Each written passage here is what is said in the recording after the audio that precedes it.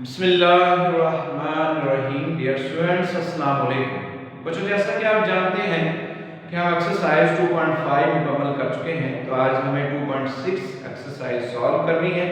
इसमें कुछ definition use हो रही हैं, तो पहले हम वो डिस्कस करेंगे और उसके बाद हम एक्सरसाइज की तरफ मूव करेंगे। तो उसमें सबसे पहले है फंक्शन। फंक्शन क्या होता है? फंक्शन को पढ़ने के लिए डेफिनेशन तो मैंने ऑलरेडी लिख दी है, अगर टाइम ज़्यादा कंज्यूम ना हो तो उस पर भी लिखी हुई है। पहले हमें रिलेशन चेक करना होगा। फर्स्ट करें, आपके पास दो सेट्स दिए गए, एक सेट ए है 1 2 और दूसरा सेट है बी जो कि है ए एंड बी। तो इनका जो रिलेशन है ए क्रॉस बी होगा, कार्टेशियन प्रोडक्ट जिसको कहते हैं। पेयर क्या बनेंगे? 1a 1b, इस तरह से 2a 2b। ये एक रिलेशन है। सबसे पहले तो इनका एक रिलेशन होना चाहिए। दो सेट्स हैं a एंड b और उनका क्या है? एक रिलेशन है। ये बात हम यहां पे लिख रहे हैं। f is a relation from a to b। a to b का क्या है? एक रिलेशन है।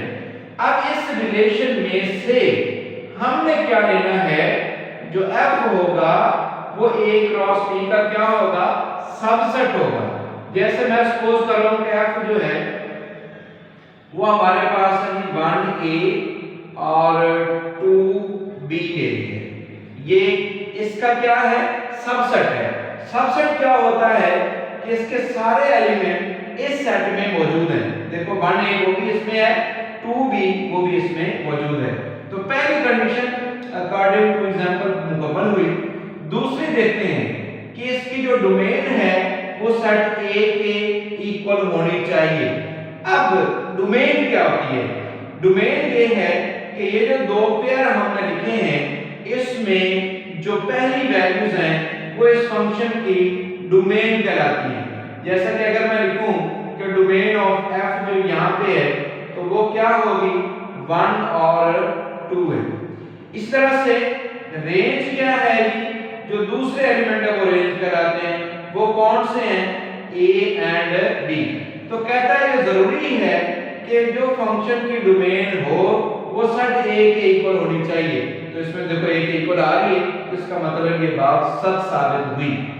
तीसरी और आखिरी कंडीशन क्या है कि first element of no two pairs of f are equal.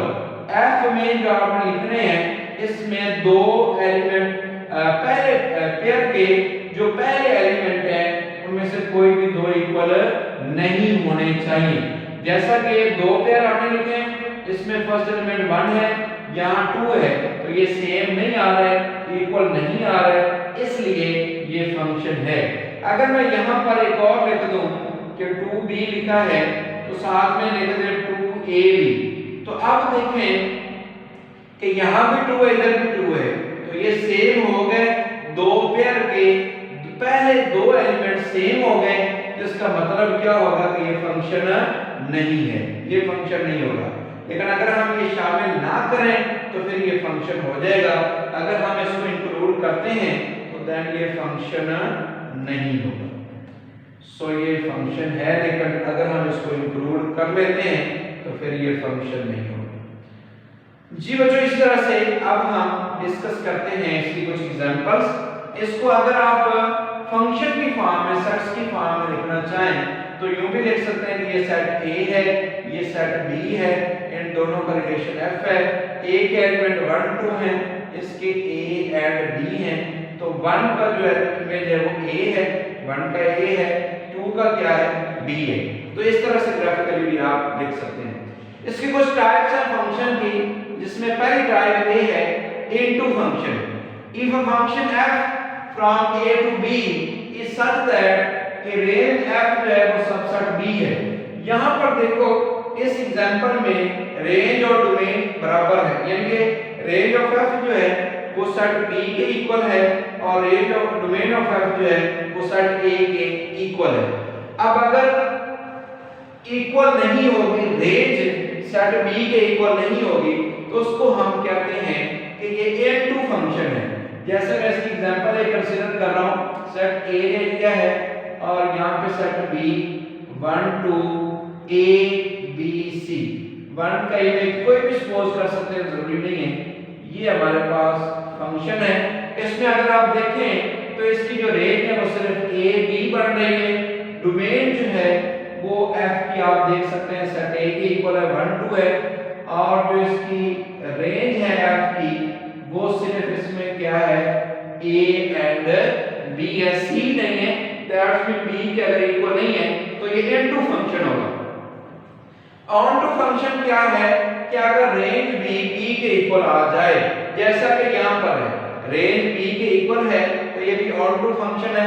मैं इसके एक और एग्जांपल लिख रहा हूं, जैसा कि ये सेट ए है, ये सेट बी है, ए बी सी, और यहां पे ले लिया 1 और 2, दो सिर्फ लिए हैं। तो ये देखो इसका इमेज ये ले लिया, इसका ये ले लिया और इसका भी ये है। तो ये भी एक फंक्शन है क्योंकि इसकी डोमेन ए के इक्वल है और उसके अलावा पहले एलिमेंट इसमें रिपीट नहीं हो रहे, तो लिहाजा ये भी फंक्शन है। और इसकी डोमेन जो है वो अरेंज वो सेट बी के बराबर आ रही है, इसलिए हम इसको क्या कहेंगे ऑन टू या फिर सब्जेक्टिव फंक्शन। चलते हैं जी नेक्स्ट दो डेफिनेशंस हैं, उसके बाद हम एक्सरसाइज की तरफ मूव करेंगे, तो वो पहले सॉल्व करते हैं। जी बच्चों नेक्स्ट है जी onto and into, या और उसे क्या कह सकते हैं injective function. If a function f from a to b such that second elements of no of its order pairs are equal, यानी कि सेकंड एलिमेंट भी इक्वल नहीं होने चाहिए इसमें। जैसा कि फर्ज करें एक सेट ये a है, दूसरा सेट ये b दिया गया है, ये एक रिलेशन है जी, इसके एलिमेंट हम सपोज कर लेते हैं 1 2 है, और इसमें क्या है जी ए बी सी है। तो इसका ये इमेज है, ये इसका इमेज है। तो अब इसमें सेकंड जो एलिमेंट्स हैं वो भी रिपीट नहीं हो रहे, तो इसलिए हम इसे क्या कहेंगे कि ये हमारे पास जो रिलेशन है ये इंजेक्टिव फंक्शन है। और नेक्स्ट है बाइजेक्टिव फंक्शन। इसके लिए क्या होना चाहिए कि ऑन टू भी होना चाहिए। ऑन टू का मतलब क्या होगा कि इसमें एक वो भी कंडीशन आ गई कि आर द सेम, एंड यहाँ पे आप ये मेंशन कर लें कि जो इसकी रेंज है f की वो सेट b के इक्वल होनी चाहिए, and range of f is equal to b। सो इसमें क्या होगा कि आपके पास दो सेट्स दिए गए हैं, ये सेट a है, ये सेट आपके पास b है, तो इसको बाइजेक्टिव भी कहते हैं, या इसको आप और क्या कह सकते हैं जी 1 1 एंड ऑन टू भी कह सकते हैं। तो इसमें क्या होगा कि जैसे फर्ज करें 1 का इमेज b है, 2 का a है, 3 का c है, तो अब तो ना तो फर्स्ट वन रिपीट हो रहे हैं ना सेकंड वन रिपीट हो रहे हैं, और इसकी रेंज जो है वो भी सेट b के इक्वल है, तो लिहाजा ऐसे फंक्शन को हम क्या कहेंगे बाइजेक्टिव फंक्शन। एंड इसी से रिलेटेड हम कुछ क्वेश्चंस एक्सरसाइज करते हैं जो कि सिलेबस में दिए गए हैं, तो उसको हम पहले सॉल्व करते हैं। जी तो बच्चों क्वेश्चन नंबर 1 है कि फॉर सेट ए दिया गया है, रिलेशन फाइंड करना है और उसके बाद डोमेन और रेंज लिखनी है। ग्राफ भी मेंशन है, लेकिन ग्राफ पेपर में नहीं आता, इसलिए इसको हल करने की जरूरत नहीं है हमें। यहाँ पे क्या कह रहा है कि हमें एक ऐसा रिलेशन लेना है, फर्ज करें हम इसको a के इक्वल ले लेते हैं, जिन दो का सम करें तो 5 आ जाएगा। As in this case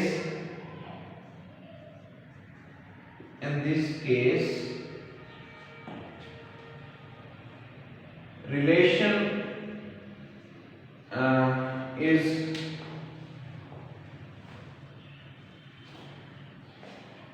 in this case हमें क्या लिखना है कि the sum of elements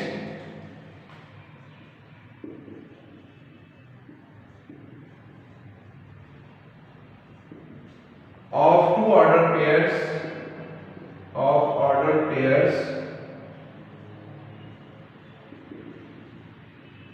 is equal to किसके इक्वल है, 5 के इक्वल है। तो लिहाजा इसमें पेयर क्या बनेंगे, जो सम इसका 5 के इक्वल, और एलिमेंट x और y के क्या ले सकते हैं 1 से लेकर 4 तक, जिनका सम सिर्फ 5 है वो हमें लिखना है। पहले 1 में देखते हैं, 1 और 4 ऐड करोगे तो 5 हो जाएगा। अब 2 में देखो, 2 और 3 ऐड करेंगे तो 5 आ जाएगा। अब 3 में देखेंगे, 2 में और कोई नंबर 2 4 तक ऐड करें तो इक्वल नहीं आते। अब 3 में देखो, 3 में क्या ऐड किया जाए, 2 ऐड किया जाए तो 5 आ जाएगा। 4 में चेक करो तो 4 में क्या ऐड किया जाए, 1 तो 5 आ जाएगा। तो ये हमारे पास आ गया जी। अब रिलेशन फाइंड कर लिया। Now we find domain. ये इसका क्या आ गया, रिलेशन। डोमेन ऑफ ए जो है इस फंक्शन की, जो भी है इसकी डोमेन अगर लिखनी है तो पहले एलिमेंट आएंगे जो कि क्या है 1 2 3 4 है। इस तरह से रेंज अगर लिखना चाहते हैं तो वो सेकंड एलिमेंट आएंगे 4 3 2 1 है, तो ये भी यही आ जाएगा 1 2 3 4। इसी तरह से जो इसका नेक्स्ट पार्ट दिया गया उसमें शायद लिखा है लेसन 5, तो उसमें लेसन 5 लेंगे, यानी कि ऐसे पेयर्स लेने हैं जिनका सम करें तो लेस देन 5 आ जाएगा, यानी कि x + y लेस देन क्या लिखा हुआ है 5। तो वो कौन से होंगे जी, इसी में चेक करते जाना है जिनका सम लेस देन 5 है। तो उस रिलेशन को हम r का नाम दे देते हैं और वो क्या आएगा 1 1 आ जाएगा, 1 2 भी आएगा, 1 3 भी आएगा, 1 1 1 2 1 3। इसी तरह से नेक्स्ट में अगर हम चेक करें तो 1 4 वो नहीं आ रहा क्योंकि 5 के इक्वल है। अब 2 भी चेक करो तो 2 1 2 2 और 2 3 नहीं होगा। 3 में चेक करें तो 3 1। नेक्स्ट 4 में कोई वैल्यू भी नहीं आएगी। तो इसमें जो डोमेन है ऑफ दिस सेट वो क्या आ गई 1 2 3 1 2 3 और जो रेंज है वो भी चेक करें तो वो क्या आएगी 1 2 3, वो भी 1 2 3 है। तो लिहाजा ये आपके पास डोमेन रेंज आ गई। इस तरह से ग्रेटर वाला क्या था तो ग्रेटर पे हम उसको चेक करेंगे। नेक्स्ट इसका देखते हैं जी कौन सा क्वेश्चन है जो कि हमें जी बच्चों इसमें हमें फाइंड करना है जी इनवर्स। तो इनवर्स क्या होगा, अगर हम इसको ले लेते हैं r के इक्वल तो r इनवर्स इक्वल आ जाएगा, सिर्फ इसकी प्लेस चेंज कर देनी है, 1 3 की बजाय 3 1 कर देना है, यानी कि जो x की वैल्यू y की वैल्यू हो जाएगी और जो y की वैल्यू वो x की हो जाएगी। जैसे ये 2 5 है तो ये क्या हो जाएगा 5 2 7 3 हो जाएगा, यहाँ पर ये 9 4 और ये 11 और 5 हो जाएगा। तो ये हमारे पास इसका आ गया r इनवर्स। अगर इसमें आप लिखना चाहते हैं इसकी डोमेन ऑफ r इनवर्स तो वो क्या हो जाएगी 3 5 7 9 11। और अगर हम डोमेन ऑफ r देखें तो वो हमारे पास क्या थी 1 2 3 4 5 थी। तो यहाँ पे डोमेन जो है वो चेंज हो गई है। जो वहाँ डोमेन होती है इसमें याद रखिएगा जो फंक्शन की डोमेन है वो r इनवर्स की रेंज हो जाएगी और जो r इनवर्स की रेंज है वो फंक्शन की क्या हो जाएगी डोमेन हो जाएगी।